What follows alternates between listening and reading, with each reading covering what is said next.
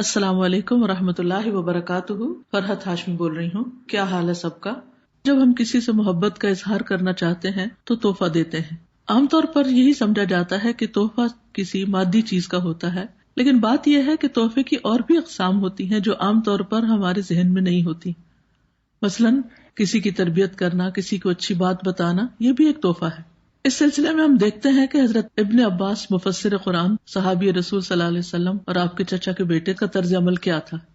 روایت میں آتا ہے عن ابن عباس رضی اللہ عنہ انہ قال لرجل الا اطرفک بحدیث تفرح به۔ ابن عباس نے ایک شخص سے کہا، کیا میں تمہیں ایک ایسی حدیث کا تحفہ نہ دوں جس سے تم خوش ہو جاؤ؟ ابن عباس جس کو دے رہے ہیں اس کے بارے میں ان کو پتا ہوگا کہ یہ شخص علم کا حریص ہے، اسی لیے کہتے ہیں کیا میں تمہیں ایک ایسی حدیث کا تحفہ نہ دوں جس سے تم خوش ہو جاؤ؟ قال بلا، کہنے لگا کیوں نہیں، ضرور۔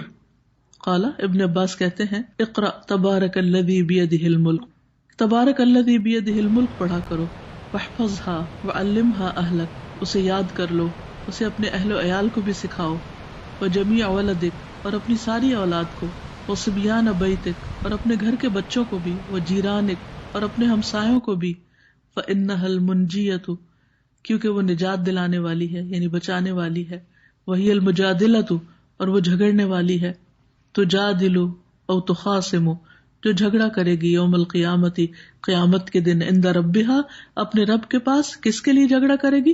لقارئہا، اپنے پڑھنے والے کے لیے۔ تو میری طرف سے بھی آپ سب کے لیے یہ تحفہ ہے کہ آپ سب سورۃ الملک کو یاد بھی کریں، خود بھی پڑھیں اور گھر والوں کو بھی سکھائیں۔ آپ سب کے لیے دعائیں اور نیک تمنائیں۔ السلام علیکم ورحمۃ اللہ وبرکاتہ۔